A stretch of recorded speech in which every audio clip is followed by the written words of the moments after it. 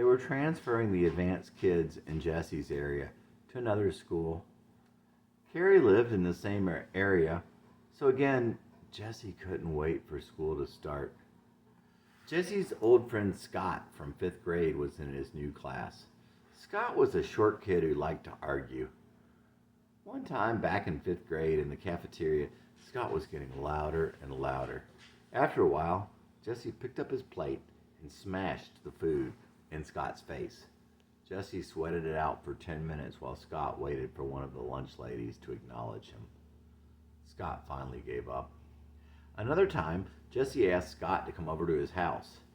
All Jesse wanted to do was compete. Scott never came back after that, and they hadn't seen each other since 5th grade. By now, Scott absolutely idealized all things hippie. He had to teach his own ethic, but thought he was always right. Scott went his own way, but he also liked to insinuate himself into the thick of things. But he didn't much believe in taking sides. He was never actually in, just reporting from the sidelines. On one of the first days at the new school, Jesse's old friend Scott from his 5th grade school was horsing around with a boy named Daryl, who was also from that school. Daryl was red-haired, no dummy, but not real bright, shorter than Jesse, but muscular.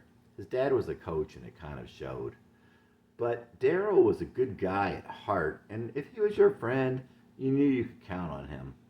Daryl seemed to be picking on Scott. Jesse grabbed Daryl in a headlock. They wrestled around the class until it became clear that the teacher might come back at any minute. Daryl asked Jesse to let him go. "Let's fight after class." "All right, meet me in the stairwell." After that, Scott started walking around the room asking who would bet on Jesse, calling him by his last name. "I'll bet $2 on Daryl," Scott challenged. "Scott, he was beating you up," Jesse exclaimed, hurt and surprised. "We were only joking around."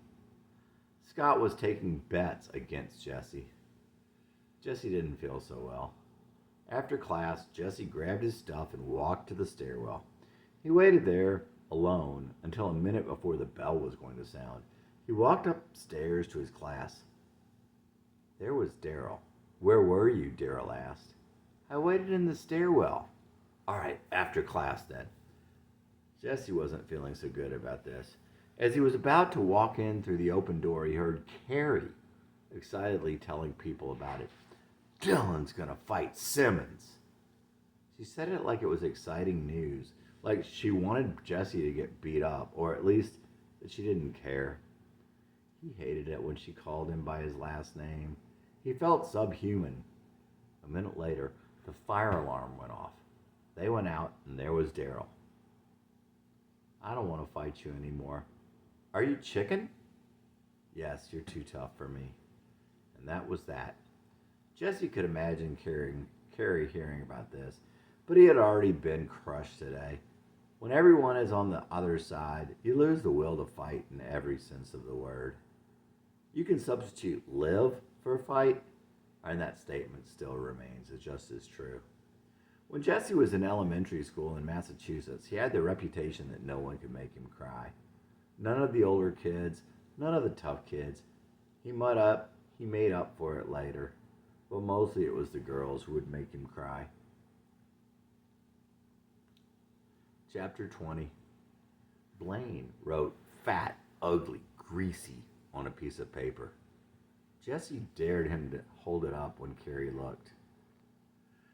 It was a new level of evil for Jesse. When he was younger, he never would have done such a thing, nor worse, manipulated someone else into doing it. It is questionable how much of the old Jesse was left at this point. Like the cookie incident a year and a half before, Jesse was upset that he couldn't even talk to Carrie, that he was on the outside, that he couldn't get in, and perversely, he was willing to hurt her to have some contact with her, some communication. It was a hard time for Carrie. She had entered puberty over the summer. She wasn't very tall, and it was time for her body to fill out. She wasn't at all fat. She wasn't greasy either. Her hair was just longer and straighter, and she had been swimming that summer. Flat? Jessie hadn't noticed or cared about breasts. And how could Jessie call anyone ugly? It was so perverse for him to bring attention to anyone else's weight or looks, let alone this poor fragile girl he loved at this time in her life.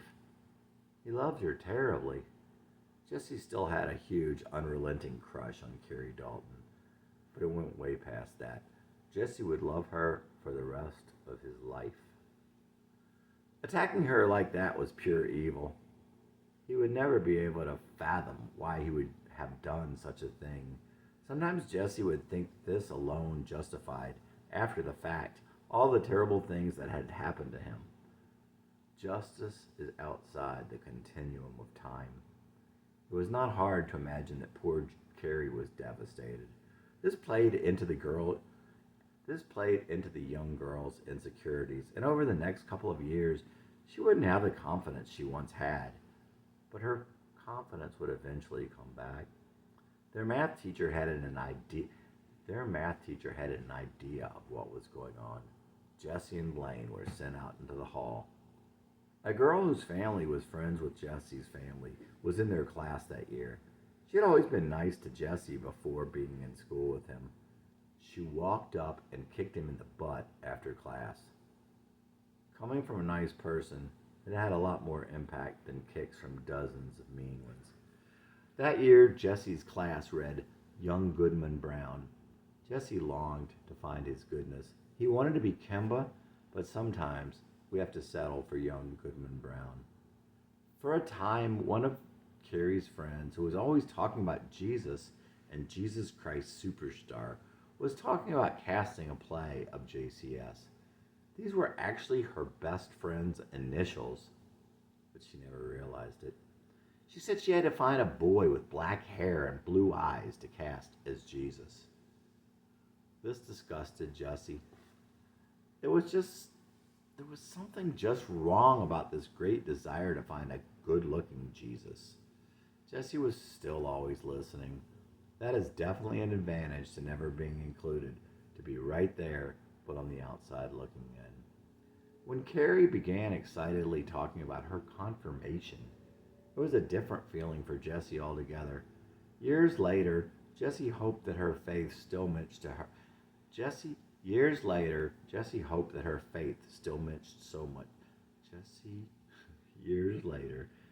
hoped that her faith still meant so much to her. He also hoped that one day he could bring something good to her. His faith and his gratitude that she had brought something special into his life during those hard years. At that time, Jessie listened to the CBS Radio Mystery Theater in bed at night. He also listened to The World Tomorrow with Herbert Armstrong. One night he prayed, "Oh God, please take me, but please don't take all of me." He would always remember that incomplete commitment. An image from those days that Jessie would remember always was of being in his family's small, chain-link fenced backyard with their dog, wearing a gray hooded sweat jacket on a breezy autumn day, throwing the sweet gum seeds like baseballs, and thinking of Carrie. He would always think of Carrie on such a day, and always go back to that time when he would wear a jacket like that. It didn't matter if Jessie was right about the things he believed about Carrie, the things he conjectured. It didn't matter if he was right. It was what he wanted to believe. To some extent, he not only loved Carrie, he also wanted to be Carrie. Near the end of their 8th grade year, Carrie was excitedly telling her friends that she was moving to Cincinnati. This was the end of the dream for Jessie. His school was a prison where a 14-year-old was sent daily with no chance of parole and no one to complain to about the inhumanity. Then the distance between Nashville and Cincinnati was equal to the difference between this year and the year he had moved here, when it was already this year. She would never know him, and he would miss her forever. Without Carrie, Jesse's pain was dull. No more the two high highs to go with the two low lows. That summer passed with sandlot ball, warm days, and a quiet misery. Ninth grade was like the previous year, but without Carrie, his days were somehow emptier and his dreams farther out of reach. One day, close to the middle of his ninth year, Jesse woke up happy. Happier than he had been since the day he had left Rockland. Well, not counting that first day of sixth grade. He'd had a vivid dream that he was at school and Carrie was there and she was nice to him. Just seeing Carrie would be enough to get him through the year. Gosh, he missed her. Life would be the same, and it's not like he could talk to her, but just seeing her had always given him reason to go on. Still happy from the dream, he went to school as though the sun had come out in his soul after the first and darkest winter. There she was. Carrie was visiting her old friends. Just seeing her was like being inspired by a great work of art or a beautiful song. This was the best day in years. Jesse couldn't speak to her, of course, and Carrie couldn't speak to him. It was like there was an unwritten law. Besides, at this point he barely spoke to anyone at school anyway, so he watched and listened any time. So he watched and listened in at any time he could. Time hadn't changed much. Toward the end of the day, Jesse was in the hall and Carrie was coming the other way, right down the middle of the hallway. No one was with her. Carrie looked right at Jesse. No one in his class ever looked at him intentionally. More than that, there was this look on her face. Empathy. And that, she told him, I wish it had been different for you, Jesse. I wish it had been different between us. I'm sorry things had to be the way they were. Jesse returned the glance with the sadness he knew was on his face. Or maybe he initiated her look with his. He had always looked at her with sadness and longing and sorrow. But this time it was not so much longing. Maybe it was a soft, accusing, why? He had looked at her like that all day, and she had gone all day pretending not to notice in front of the others who didn't look at him at all. Jesse, how I also dreamed of you and me. You were cute when we first met, and I felt drawn to you. I know that we are soulmates, but God also gave me a dream that told me it wasn't to be. We weren't to be together. Not now, at least. I care about you. All that went wrong, all that you did wrong, I've forgotten. It hurts me to my soul to see you like this. I know you'll be bright again, and you won't look this way. There's a place for you in my heart. Sorry, Jesse. Those words could never be spoken, but whether or not it was possible for her to feel that way, even in some distant world, was irrelevant. Her look had restored something that had long been lost in Jesse. He knew. Carrie didn't hate him. She didn't blame him for the bad things he had done and said to her. She didn't think he was a creep. She doesn't think I'm a creep. I'm free from that chain. She thinks I'm human, and she knows that I have feelings. Someone who could be a classmate, a friend, a boyfriend, not just a creep and a monster. Jesse didn't consciously think it through that far, and he was only partially free, but this would give him enough to go on for a few more years. If suicide were ever an option, this would be enough to get him past that. Still, creep was ingrained in his heart no matter what his mind said. You are a creep, he would tell himself. And that's what he heard in his days and his nights. That's what the voice said. The yearbook inscription was written on his heart, and not just by Carrie. The buried life. I went deep into the woods, beyond the dappled light, beneath the shadows of the oaks, alone and out of sight. In the scattered sun I picked flowers for your hair. On the clearing's edge within, between my heart and there. I'm trapped and I'm lost, and you still hold the key. Even after these years, only you could set me free. After all these years, still I drown in the deep brown sorrow, lost in the mist of your eyes. Wide muddy waters, wildflower meadows, under uncertain skies. Long ago I came a child, put my faith in your hands. You killed the fragile and freed the wild when you said I wasn't in your plans. You'll never know the buried life. You didn't know you buried me.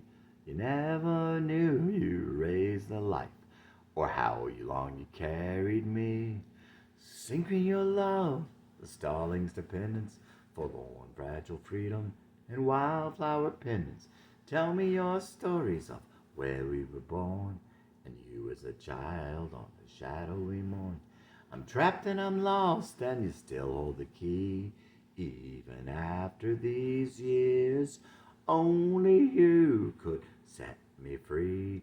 After all these years, I went deep into the woods, beyond the dappled light, beneath the shadows of the oaks, in the sky, alone and out of sight. In the scattered sun I picked flowers for your hair, on the clearing's edge within, between my heart and there. Still I drown in the deep brown sorrow, lost in the mist of your eyes. Wide muddy waters, wildflower meadows, under uncertain skies. Long ago I came a child, put my faith in your hands, killed the fragile and freed the wild. Said I wasn't in your plans. I'm trapped and I'm lost, and you still hold the key.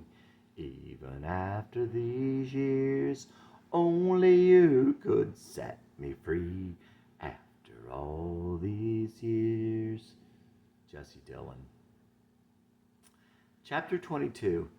It wasn't yet that Jesse started writing songs.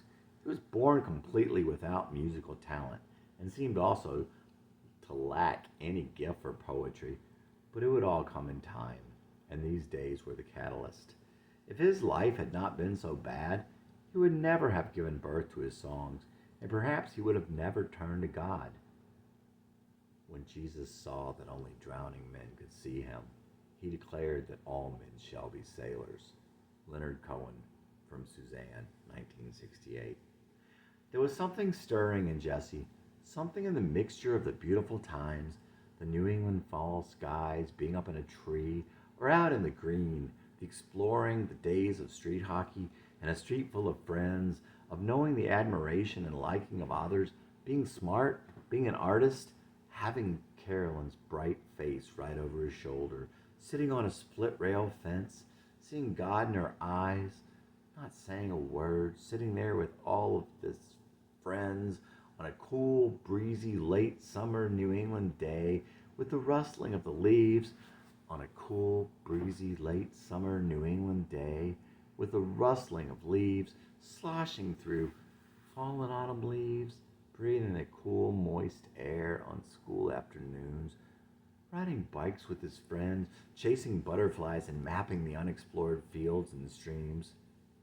There was all this. And there was the utter loneliness.